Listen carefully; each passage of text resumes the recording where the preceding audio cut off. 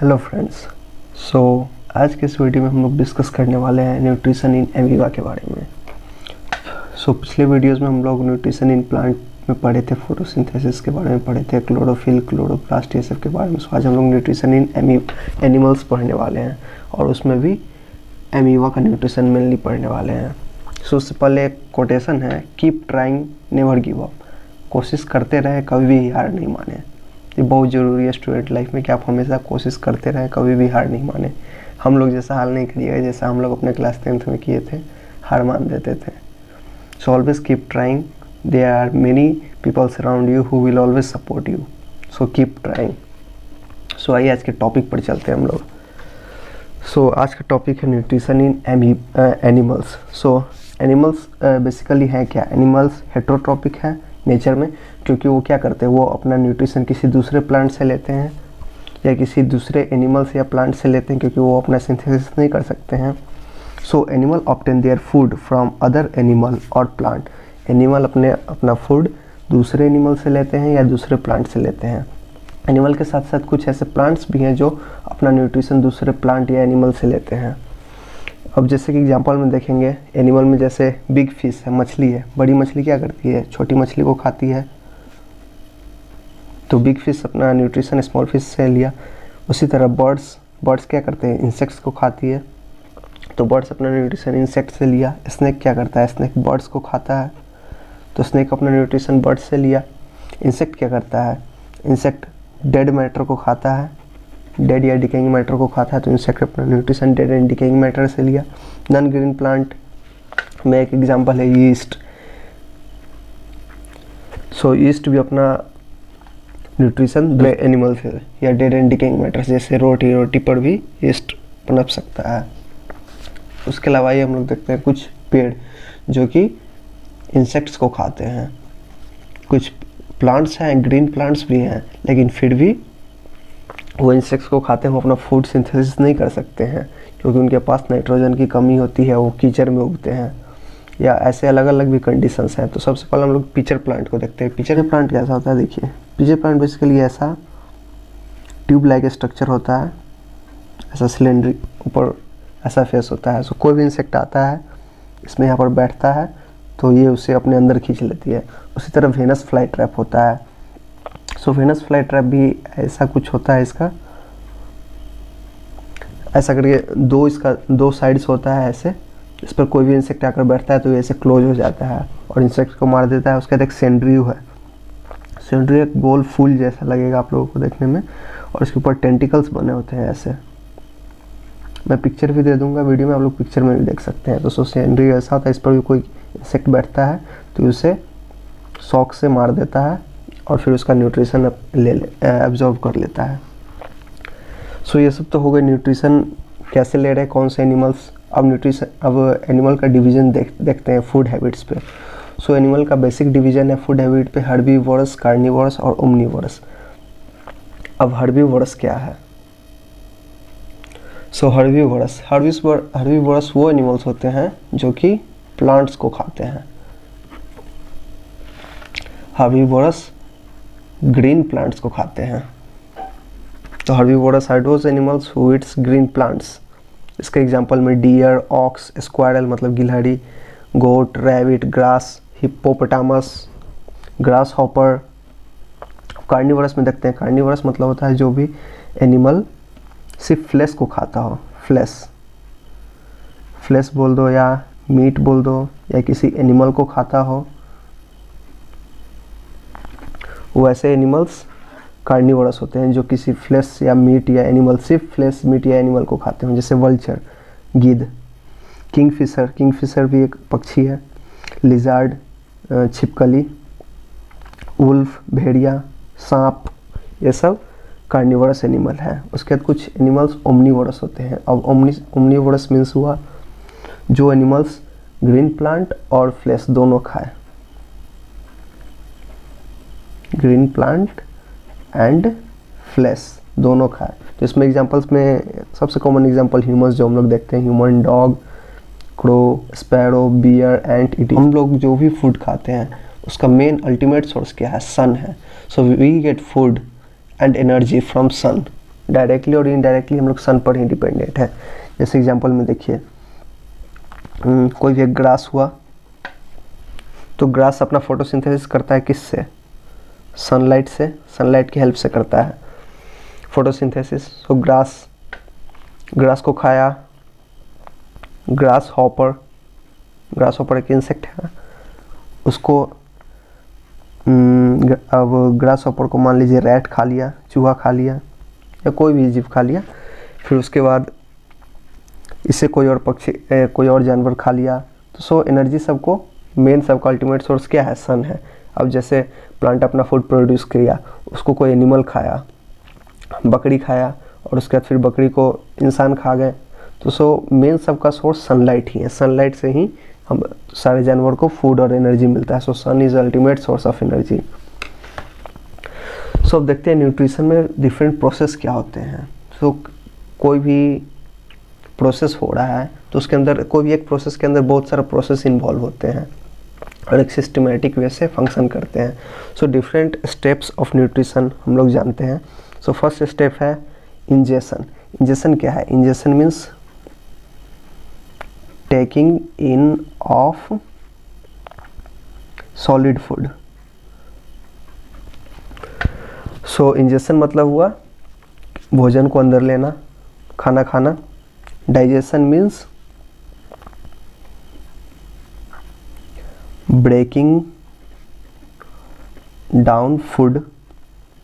Digestion मतलब भोजन को तोड़ना, खाना को तोड़ना, पचाना। Absorption,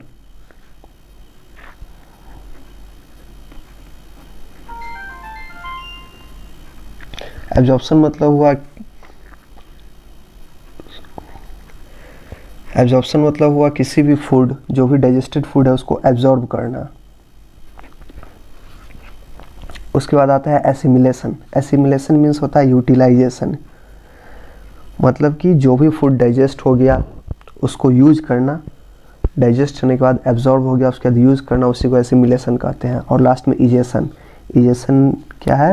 removal of waste material, मतलब कि जो भी वेस्ट मटेरियल हमारे बॉडी में प्रोड्यूस हुआ वो इजेशन के प्रोसेस से रिमूव होता है। तो ये पूरे 5 प्रोसेस होते हैं न्यूट्रिशन में।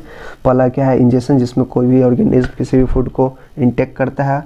डाइजेशन, जिसमें ब्रेक डाउन होता है। एब्जॉर्प्शन में एब्जॉर्ब होता है न्यूट्रिएंट। एसिमिलेशन में उस न्यूट्रिएंट का यूज होता है शरीर के ग्रोथ में या और भी फंक्शंस में। उसके बाद इजेशन, जो भी वेस्ट मटेरियल प्रोड्यूस होता है वो शरीर से बाहर निकलता है इजेशन के प्रोसेस से। अब देखते हैं हम लोग न्यूट्रिशन। न्यूट्रिशन तो अब एनिमल्स है, तो एनिमल मल्टी सेलुलर भी होते हैं, यूनिसेलुलर भी होते हैं। तो सो हम लोग न्यूट्रिशन इन यूनिसेलुलर आज पढ़ेंगे, एमीबा के बारे में। सो यूनिसेलुलर, यहाँ पर कुछ इंपॉर्टेंट बात है। यूनिसेलुलर ऑर्गेनिज्म में सारे प्रोसेस जो होते हैं न्यूट्रिशन के ये सारे 5 प्रोसेस, सारे प्रोसेस एक सिंगल सेल ही परफॉर्म करता है। सिंगल सेल का एग्जांपल क्या हुआ एनिमल में? सबसे आसान एग्जांपल तो एमीबा ही हुआ, पारामीशियम हुआ, उसके अलावा भी और कई एग्जांपल्स हैं। सो एमीबा के बारे में कुछ जान लेते हैं। एमीबा क्या है? यूनिसेलुलर ऑर्गेनिज्म है।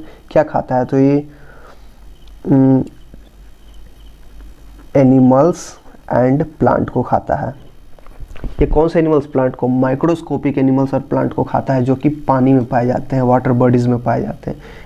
एमीबा भी बेसिकली वाटर बॉडीज में पाए जाते हैं। सो ये स्मॉल माइक्रोस्कोपिक एनिमल और प्लांट को खाता है जो कि पानी में रहते हैं। इसका कौन सा मोड ऑफ न्यूट्रिशन हुआ? होलोजोइक मोड ऑफ न्यूट्रिशन, क्योंकि ये सॉलिड में एक होल में फूड को इंटेक कर रहा है। जो एमीबा जिस प्रोसेस से फूड को इंटेक करता है उसको फैगोसाइटोसिस बोलते हैं, सिंपल। सो फैगोसाइटोसिस बेसिकली सेल से रिलेटेड है, एक सेल से रिलेटेड, इसलिए एमीबा के लिए यूज होता है। साइटोसिस मतलब भी सेल से रिलेटेड होता है। कितनी अमेजिंग बात है ना कि एक सेल है, एक सेल का एक एनिमल है और वो सारे पूरा 5 प्रोसेस करता है। सो अब हम लोग जानते हैं एमीबा कैसे कैसे वो प्रोसेस करता है, हम लोग उसको पढ़ते हैं डायग्राम के हेल्प से। सो एमीबा में हम लोग इंजेक्शन देखते हैं। तो एमीबा में इंजेक्शन कैसे होता है? सो एमीबा में कोई भी फिक्स्ड माउथ या कोई फिक्स्ड प्लेस नहीं है कि जहाँ से वो फूड इंटेक करे। जैसे कि ह्यूमन में माउथ है, स्पेशल ऑर्गेन बना हुआ है, स्पेशल साइट है फूड के इंटेक का, लेकिन एमीबा में ऐसा कुछ नहीं है। सो एमीबा बेसिकली अपने कैसे वो न्यूट्रिशन लेता है तो वो स्यूडोपोडिया की हेल्प से लेता है। स्यूडोपोडिया है क्या? सो स्यूडोपोडिया फिंगर लाइक प्रोजेक्शन है, स्यूडोपोडिया फिंगर लाइक प्रोजेक्शन है, ठीक है, जो कि साइटोप्लाज्म का ही बनता है, जिससे यह अपना फूड पार्टिकल को इनगल्फ करता है। अब मान लीजिए जैसे ये अमीबा है, ये फूड पार्टिकल आया यहाँ पर, तो ये क्या करता है, सो ये अपना फिंगर लाइक प्रोजेक्शन ऐसे ऐसे निकालेगा, ऐसे ऐसे करके, और उसके बाद फिर इसको इनगल्फ कर लेगा, अपने अंदर ले लेगा। सो ये जब इनगल्फ करता है तो मान लीजिए फूड, ये देखिए यहाँ पर फूड पार्टिकल है, सो ये इसका स्यूडोपोडिया है, तो अमीबा अपना स्यूडोपोडिया को निकाला, इधर से बनाया, उसके बाद ये फूड को इंगल्फ कर लेता है, और इंगल्फ करता है तो साथ में कुछ अमाउंट ऑफ वाटर, क्योंकि अमीबा बेसिकली वाटर बॉडीज़ में पाया जाता है, तो ये फूड पार्टिकल और उसके चारों तरफ के कुछ वाटर के साथ इसको इनगल्फ करता है और एक फूड वैक्यूल बना लेता है अंदर में, और उसे टेम्पोररी स्टमक कहते हैं अमीबा का। जैसे में तो अब अमीबा तो अपना फूड को, देखिए यहाँ पर अमीबा तो अपने फूड को इंटेक कर लिया, इंटेक करने के बाद फूड वैक्यूल बना लिया, जो कि टेम्पोररी स्टमक है अमीबा का। अब इसमें डाइजेशन होता है एंजाइम्स की हेल्प से। सो होता है क्या है, फूड वैक्यूल के चारों तरफ जो भी यहाँ पर फूड वैक्यूल के चारों तरफ जो भी यहाँ पर साइटोप्लाज्म है, उससे एंजाइम्स रिलीज होते हैं, और एंजाइम्स आकर इस पर एक्ट करते हैं, केमिकल रिएक्शन करवाते हैं, और इसका ब्रेकडाउन करते हैं, इसके फूड मॉलिक्यूल को ब्रेकडाउन करके इस एब्जॉर्प्शन के लायक बना देते हैं। सो ये साइटोप्लाज्म के चारों ओर से एंजाइम्स आते हैं और इस पर एक्ट करते हैं। एक्ट करने के बाद इसका ब्रेकडाउन होता है, ब्रेकडाउन करने के बाद इसको एब्जॉर्ब करते हैं। सो एब्जॉर्प्शन के प्रोसेस को देखते हैं हम लोग। सो एब्जॉर्प्शन में हम लोग देख सकते हैं कि जो भी इसका फूड डाइजेस्ट हुआ वो तो रिलीज हो रहा है फूड वैक्यूल से। सो इसमें तो ये एक सिंगल सेल का ऑर्गेनिज्म है, इसमें तो वेल ऑर्गेनल सिस्टम भी नहीं है। सो इसमें होता कैसे एब्जॉर्प्शन, सो इसमें से सीधा फूड मॉलिक्यूल या न्यूट्रिएंट्स बोल सकते हैं निकलता है, और वो साइटोप्लाज्म में डिसॉल्व हो जाता है, डिफ्यूज हो जाता है कॉन्सेंट्रेशन के हिसाब से, जहाँ जहाँ ज़रूरत होता है वहाँ अपने आप डिफ्यूज हो जाता है। सो इसमें कोई इंपॉर्टेंट स्ट्रक्चर बनाव नहीं होता है, क्योंकि वो एक सिंगल सेल का ही होता है, इसलिए इसमें एब्जॉर्प्शन बड़े ही आसानी से हो जाता है, डिफ्यूजन से हो जाता है। अब एब्जॉर्प्शन के बाद अब एसिमिलेशन को देखते हैं। एसिमिलेशन मतलब क्या हुआ, यूटिलाइजेशन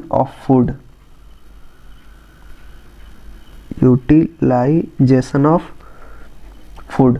सो फूड का यूज करना, जो कि डाइजेस्ट हो गया, एब्जॉर्ब हो गया, उसके बाद उस फूड का यूज करना। सो अमीबा इस फूड को कैसे यूज करता है, सो अमीबा कुछ फूड को तो यूज करता है रेस्पिरेशन में, एनर्जी ऑब्टेन करने में, और कुछ फूड को यह यूज करता है अपने बॉडी को डेवलप करने में, ग्रोथ करने में। देखिए यहाँ पर देख सकते हैं इसका ग्रोथ भी होता है अमीबा का, और ग्रोथ करने में, और साथ ही साथ ये डिवीज़न में भी यूज करता है इस एनर्जी को, यानी कि न्यूट्रिएंट्स को डिवीज़न में मदद करता है, डिवाइड कर 2 डॉटर सेल बनाता है।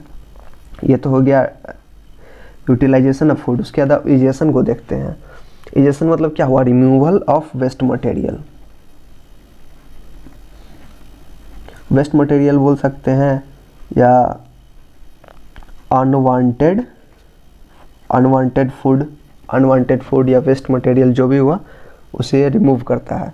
तो इसमें होता क्या है, तो जैसा कि यहाँ इसमें तो एब्जॉर्ब हुआ फूड, उसके बाद जो भी बचा फूड जिसे इसे एक्सक्रीट करना है, सो ऐसे ही रिमेन रहता है इसमें। उसके बाद फिर जब इजेशन का जब वक्त आता है, तो वही ये जो उसका फूड वैक्यूल था, टेम्पोररी स्टमक, वही मूव करता है और किसी एक कोने में जाकर यहाँ पर चिपक जाएगा, ऐसे चिपक कर, और यहाँ से रप्चर हो जाता है, फट जाता है। मतलब कि ऐसे आएगा, यहाँ पर फूड मॉलिक्यूल आया, फूड वैक्यूल यहाँ पर आया, और यहाँ पर आकर रप्चर हो गया, यहाँ का इसका बाहर का लेयर फट जाता है, और सारा जो भी इसका वेस्ट मटेरियल होता है वो बाहर एक्सक्रीट हो जाता है। सो आज के लिए इतना ही। सो हम लोग नेक्स्ट वीडियो में पढ़ेंगे न्यूट्रिशन इन ह्यूमन। सो काफ़ी ज़्यादा इम्पोर्टेंट है न्यूट्रिशन इन ह्यूमन। सो मिलते हैं नेक्स्ट वीडियो में। Till then keep studying, have a nice biology.